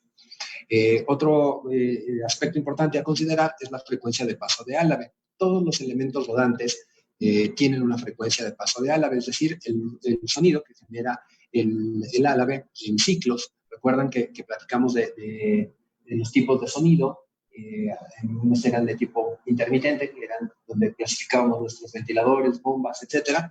Bueno, pues ahí es donde tiene función la frecuencia de paso de Álave. La frecuencia de paso de Álave la vamos a calcular dividiendo las RPMs entre 60 o 50, según sea el caso, es decir, esto es la frecuencia de alimentación multiplicado por el número de álaves. Y característicamente entendemos que para los ventiladores centrífugos tipo airfoil con álaves curvados hacia atrás, su frecuencia de paso de álave estará localizada en 250 Hz y vamos a agregar 3 decibeles en esta frecuencia. Para los inclinados hacia atrás o álaves curvos adelantados, su frecuencia está en los 500 Hz y aplicaremos 2 decibeles, y así para cada uno de ellos. Bien, pues empecemos las operaciones. Lo primero que debemos determinar es la eficiencia de operación, la eficiencia pico, y esto lo haremos con esta fórmula. Multiplicamos el caudal por la presión estática, dividida entre 6.356, factor de corrección, multiplicado por los VHPs, multiplicado por 100 para determinar la eficiencia. Sustituyendo, encontramos que tenemos una eficiencia de operación del 79%. El pico de eficiencia que teníamos de dato de nuestro enunciado, de nuestro ejercicio, era de 85 decibeles. Por lo tanto, mi eficiencia estática total será la eficiencia de operación dividida entre el pico de eficiencia, y esto es 93%. Dije y vimos en nuestra tabla de corrección que si nuestra eficiencia total estaba entre 90 y 100, no tendría que agregar ningún factor de corrección, por lo tanto, este factor de corrección ya puede ser 0. El espectro sonoro característico más 10 veces el logaritmo del caudal, que son 10.000 CFM entre el caudal de referencia. Mi caudal mínimo de referencia es 1, entonces puedo eliminarlo y me queda 10.000 CFM. Mismo caso para la presión era 1,5 dividido entre 1, que es la presión mínima que puedo medir o presión de referencia, y me queda 1,5. Sustituyo y hago las operaciones aritméticas en la fórmula y me queda potencia será igual a potencia específica más 44. Calculo la frecuencia de pasos de álaves, que son 1175 RPM, dato que tenía del ejercicio, dividido entre 60, que es la frecuencia de alimentación, multiplicado por 24, que es el número de álaves, y me da 470. ¿Se recuerdan? Habíamos dicho que la frecuencia de paso de álave para los ventiladores tipo Ford Walpurg generalmente estaba entre 500 Hz. Ahí voy a sumar estos 2 decibeles en 500 Hz. Entonces, mi nivel de potencia específica, que esto lo tomé de la tabla, es esta tabla. 53, 53, etcétera. Tengo mi nivel específico, el valor que he calculado de la fórmula, más los 2 decibeles de la frecuencia de paso de álave. Hago la suma aritmética y obtengo el espectro sonoro. Esto es un espectro que, como ya lo ven, está en potencia y no está ponderado a la curva A. Hago la ponderación de la curva A, hago la suma logarítmica para obtener el valor, y el nivel de presión sonora que voy a obtener es de 74,9. Para obtener la presión, ya saben, presión es igual a potencia menos 10 veces el logaritmo de 4 veces pi por radio al cuadrado, dividido entre el factor de directividad que vayamos a asignar, y así es como tengo la presión sonora, tengo la potencia, y este es el espectro del ventilador utilizando el nivel de potencia sonora específico. Si utilizara este ejemplo para saber ese mismo ventilador, pero aplicado a esta canalización, en donde tengo un conducto principal de .16 metros cuadrados, un diámetro de un área, perdón, de 0.1 metro cuadrado y un diámetro de 0.3 metros con una descarga, con una descarga libre o un sombrerete, yo pudiera determinar cuál es la atenuación. Para poder saber cuál es la atenuación por bifurcaciones, bueno, pues me voy a esta tabla y aquí tengo las diferentes áreas que me estaba pidiendo, ¿recuerdan? El área principal del conducto más el área de las diferentes bifurcaciones, es dividir el área, el área principal del principal conducto sobre la suma de las bifurcaciones. A partir de este valor de 0,385 entro a esta tabla sobre las abscisas, me desplazo hacia las ordenadas y sabré cuál es la atenuación que tengo que dar por esto. Entonces, partiendo del espectro sonoro del ventilador que recién calculamos con el espectro específico, yo tendría una atenuación por bifurcación de 4. Hago la operación y me queda, este es el espectro resultante de atenuación por bifurcación. Si a esto hago la atenuación por codos, que ya veíamos que teníamos igual un codo en nuestro ejercicio, en nuestros datos, teníamos este codo de 0.3, yo me sitúo sobre este de 0.3 diámetro, sobre esta curva que debería de estar por aquí, voy buscando la atenuación por cada frecuencia de banda y lo llevo a mi tabla. Entonces tengo la atenuación por codos, vuelvo a hacer la suma y obtengo el espectro resultante, tanto por bifurcación como por codos. Después haré la atenuación por salida. Hemos visto que es una salida simple, en la que, el dato de ejercicio tenía que ir una salida de 0.1 metro cuadrado. Bueno, pues me voy a esta tabla, busco cuál es la salida de 0.1, ya la tengo, encuentro cuál es la atenuación para cada frecuencia de banda, lo llevo a mi tabla, tengo la atenuación, hago la operación y tengo el espectro resultante por atenuación de salida, por atenuación de codo y por atenuación de bifurcación. Ya podemos ver el espectro que teníamos contra el espectro resultante. Haré las mismas operaciones, es decir, la suma logarítmica de todos estos para obtener el nivel de potencia total. Haré la ponderación en A, calcularé la presión sonora, que era potencia menos 10 veces el logaritmo de 4 veces pi radio al cuadrado, dividido entre el factor de directividad, que era considerado un factor de directividad de 2, y tendré que la presión sonora a la salida de este será de 64,9. Desde luego, yo consideré un radio de 1.5 metros de distancia. Entonces, esta será la atenuación por bifurcación, por conducto, con codo y por salida, que teníamos una atenuación contra el ventilador que habíamos calculado de 74.9 decibeles. Al pasar por todos estos elementos, yo tendré 10 decibeles menos. Los atenuadores para un conducto son los más comúnmente utilizados en los sistemas de ventilación de aire acondicionado. Existen 3 tipos de atenuadores que los vamos a clasificar por su forma de operación: disipación, reactivos y activos. Los atenuadores no es otra cosa más que un elemento que va a absorber la energía acústica, y la energía, como sabemos, se desplaza en forma de calor. Por lo tanto, un material térmico es también el mejor elemento acústico. De ahí que utilicemos mucho la fibra de vidrio, la lana mineral o cualquier otro elemento térmico nos funcionará muy bien como un elemento acústico. Las definiciones para cada tipo de estos: los de disipación, sus paredes están cubiertas por este material fonoabsorbente, son muy adecuados para hacer ruido a alta frecuencia, es decir, ruido aerodinámico provocado por la turbulencia y velocidad del aire. Los reactivos buscan conseguir la atenuación por el cambio de la geometría, no hacen uso de los materiales absorbentes, el principio es la reflexión, son como estos famosos laberintos en los que buscamos que haya mucha reflexión, mucha difracción, mucho cambio de dirección de la onda sonora, y mediante a ello conseguimos la atenuación.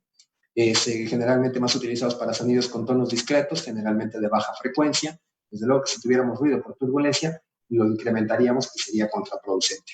Y los atenuadores activos es un micrófono que se usa para detectar el sonido y un sistema con un amplificador y un altavoz produce un sonido con los mismos valores de amplitud y frecuencia, pero con una fase opuesta. Y adicionando más energía al sistema, existe el riesgo de crear más ruido si estos no se acoplan con éxito. Un ejemplo de éxito de estos atenuadores son los headphones que utilizamos en el avión, estos headphones que tienen una tecnología que invierten la onda y cancelan el sonido que está generado por las turbinas o por todo ese ruido ambiente y funcionan bastante bien.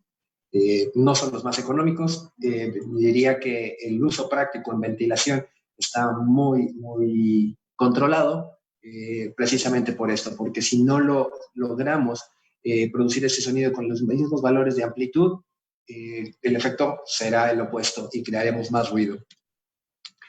Bien, una vez definidos estos atenuadores, les voy a platicar sobre el ejemplo de selección.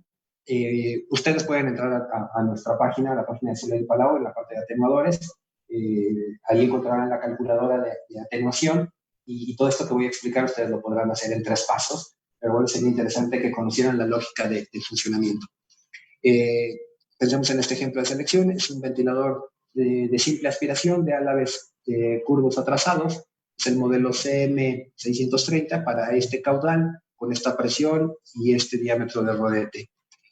Bueno, pues yo entro a mi calculadora. Lo primero que hago es escoger el tipo de ventilador, que será uno de álabes curvos atrasados. Escojo la serie, que será CM. Veo que es una rodete mayor a 36 pulgadas. El atenuador, voy a tomar el atenuador circular, porque lo voy a utilizar en la succión. Escojo el sistema de unidades, métrico inglés. Introduzco el dato de caudal, introduzco el dato de presión, introduzco el dato de BHP, el diámetro del silenciador, aquí está dado en pies, y la curva NC. Las curvas NC son las curvas que nos sirven para conocer el ruido en un ambiente dado. Es decir, una curva NC es el nivel que yo espero tener en esa habitación sin ruido de fondo, únicamente con el ruido de fondo. Entonces determino cuál es mi curva NC, para este caso escogí 70, y la calculadora me dice cuál es el espectro sonoro del ventilador en sus 8 octavas de banda, su overall, el nivel de potencia sonora máxima. Ya me describe estos valores aquí. Después me dice cuál es el espectro el espectro de potencia sonora del ventilador con el atenuador. Me da los valores en cada una de las octavas. Me selecciona la longitud del atenuador. Los atenuadores de disipación, como estos que estamos platicando, tienen su característica o su mayor eficiencia en función de la distancia, de la longitud, me refiero, y generalmente están referenciados al diámetro del ventilador. Es decir, pues los podemos tener de una vez el diámetro, 1,5 veces o hasta 2 veces el diámetro. A mayor longitud del atenuador, mayor atenuación. Nos ha seleccionado este atenuador, es un ATS 630. También cabe mencionar, ATS es un atenuador que es como un ducto con material fonoabsorbente y no tiene ningún splitter, ningún cuerpo al centro del atenuador. También existen con estos cuerpos al centro y lo que hacen es aumentar la cantidad de material fonoabsorbente y por lo tanto entendemos que la cantidad de energía que van a absorber será mucho mayor a la que uno que no lo tiene. Bien, si yo quisiera hacer, un ejemplo de selección, son algunas otras curvas y casos que nos están buscando, podría hacerlo con otro ventilador. Pensemos ahora de hacerlo de una forma más manual.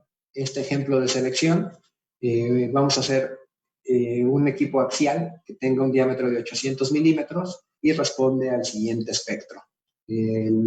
Aquí el fabricante, Soler y Palau, nos entrega el espectro del ventilador, el espectro de potencia, y nos dice que para este ventilador axial de diámetro 800 tendremos estos diferentes valores en cada una de las octavas. El ventilador lo vamos a instalar en un área de trabajo en la cual se busca alcanzar una curva NC de 55. El caudal generado por dicho equipo será de esto, 31.240 metros cúbicos, y la velocidad de salida será mayor a 15 metros por segundo. Vamos a buscar el atenuador más apropiado para alcanzar estos valores. Lo primero es que, bueno, pues vamos a tomar los valores NC dentro de la tabla de referencia para saber cuál es el nivel de atenuación que estamos buscando. Y aquí ya lo pueden ver, tenemos el nivel, el espectro sonoro del ventilador. Estos son los valores de octava de banda para cada valor de octava de banda de la curva NC. Hacemos una sustracción y yo entiendo que este es el nivel de atenuación, o el atenuador que busco debe tener un nivel de atenuación cercano a estos valores para que pueda obtener esta curva. Seguramente no voy a encontrar que coincidan los 8 valores de octavas de banda, por lo que me voy a concentrar en los valores medios, como ya lo veníamos haciendo. Voy a concentrarme en 1000, en 500 y en 2000 Hz. Estos valores son los que tendrán más impacto, porque como vimos también son valores puros. De mi tabla de atenuación voy a escoger cuál es el atenuador que se acopla en estas frecuencias, en 500, en 1000 y en 2000, mucho más a la necesidad de atenuación que estaba buscando. Bien, bueno, pues encuentro estos valores. Es un atenuador tubular de diámetro 800 con núcleo interno, que les platicaba, con una longitud de 1,5 veces en diámetro, un nivel de atenuación de 26 y 22 en las frecuencias de 1000 y los 1000 Hz.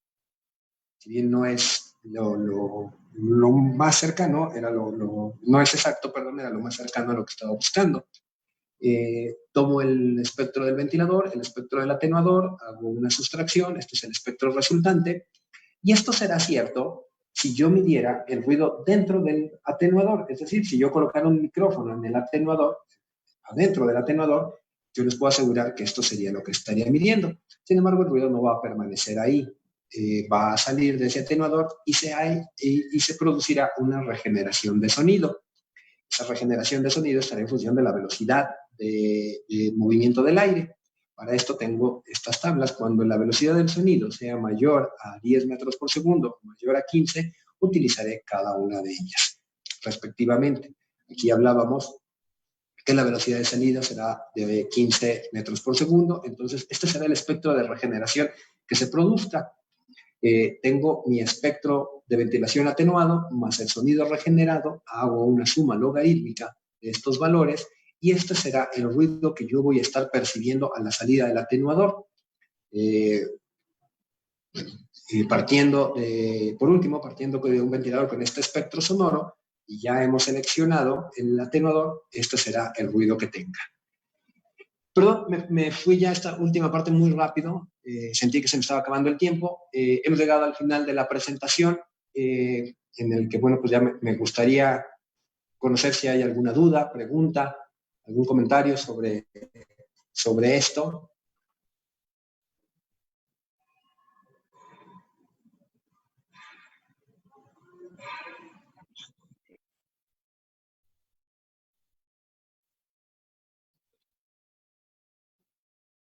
Oye, sí, sí te escucho, pero no. O sea, quito mi pantalla.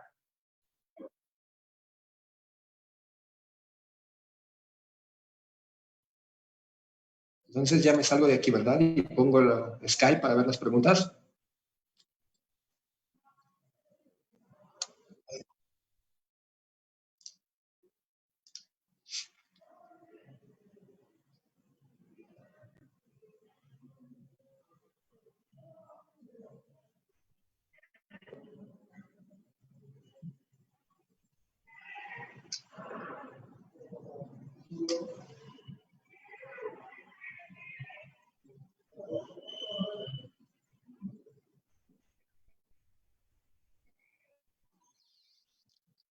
Ok, bueno, la primera pregunta sí es una analogía al efecto Doppler cuando se explicaba la presión. Eh, no necesariamente, bueno, sabemos el efecto Doppler. la transmisión de las ondas sonoras al paso de un tiempo, una distancia. Más bien utilizamos el concepto de presión y de potencia para explicar el efecto Doppler. SIP tiene equipos tipo JetFan para aplicaciones de evacuación de aire viciado en parqueaderos, pero que sean silenciosos. Tenemos los más silenciosos del mercado. Sí, bueno, la primera parte de la pregunta es sí tenemos equipos tipo JetFan. Dentro de los equipos de JetFan tenemos de equipo tuboaxial y tenemos equipo centrífugo. Dentro de los equipos tuboaxiales tenemos una gama desde 350 milímetros hasta 500 milímetros para evacuación de aire en parqueaderos, gama certificada por AMCA en caudal y sonido. Se certificaron de acuerdo a la norma 210 porque 250 es una norma que no acaba de salir. De hecho, nosotros como Soler y Palau tuvimos participación en el desarrollo de esa norma. Salió el año pasado, a principios del año pasado, pero por tema de presupuesto, AMCA no había logrado terminar los laboratorios para poder hacer estos ensayos. Entonces, hasta este año es que estamos enviando a certificar todo de acuerdo a 250. Pero sí, tenemos equipo bastante silencioso. Y otra pregunta, ¿cuáles son las mejores prácticas para generar el menor ruido en una instalación? Por ejemplo, en un extractor tipo hongo, las mejores prácticas para generar la menor cantidad de ruido, lo que yo te diría, compartiendo un poco la experiencia, primero es no subdimensionar ni sobredimensionar los equipos. Eso me parece que es una práctica y un error muy común.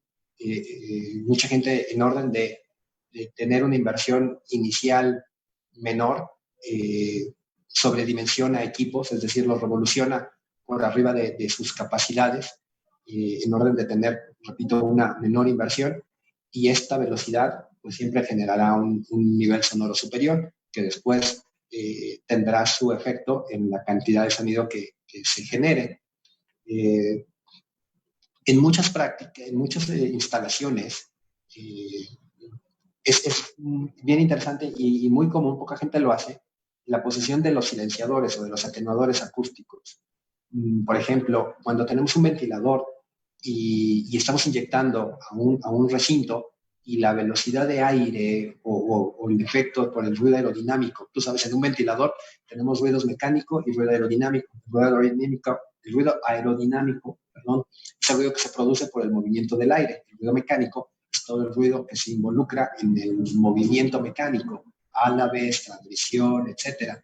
El ruido aerodinámico lo podemos atenuar si colocamos el atenuador justo antes de la descarga del ventilador, de la salida del aire, perdón. No importa que no lo coloquemos inmediatamente en la salida del ventilador. Si yo lo puedo llevar por la ductería y colocarlo justo antes de la salida del aire, el efecto va a ser mayor que si lo colocara justo después de la salida del ventilador. Esa pudiera ser una práctica interesante que la hemos recomendado mucho.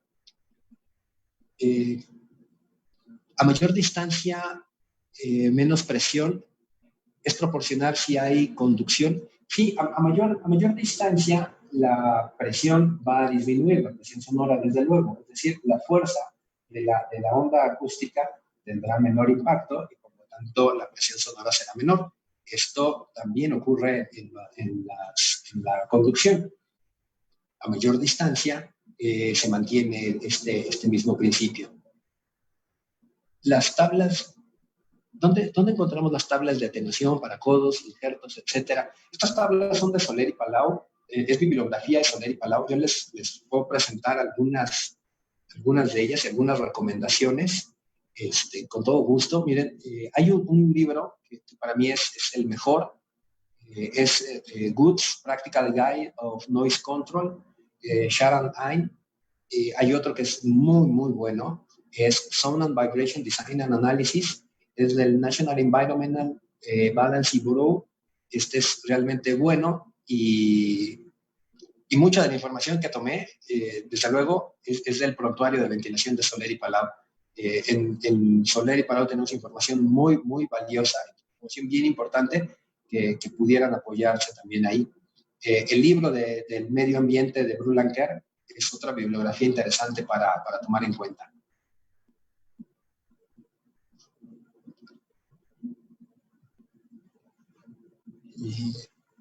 Y bueno, pues por mi parte ha sido todo. Espero haber cumplido las expectativas de la presentación y ha estado a la altura de mis compañeros que han tenido la oportunidad de presentar. Les confieso, la medida era muy alta y bueno, pues ha sido un placer haberles podido contribuir con esta presentación. La próxima semana tendremos la sexta semana de capacitaciones que se llevará a cabo el 6 y 8 de mayo, respectivamente a las 10 de la mañana.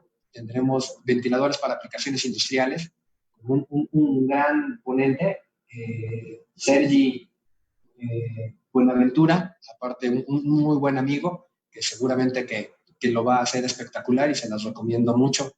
Tenemos parte 1 y parte 2 el 6 y 8 de mayo a las 10 a.m. Sergi Izquierdo Buenaventura. De verdad, es toda una institución en esto y seguro que lo hará muy bien. Sin más, muchas gracias. Quedo a sus órdenes. Mi nombre fue David Ortiz. Soy el gerente técnico para Soler y Palau. Gracias.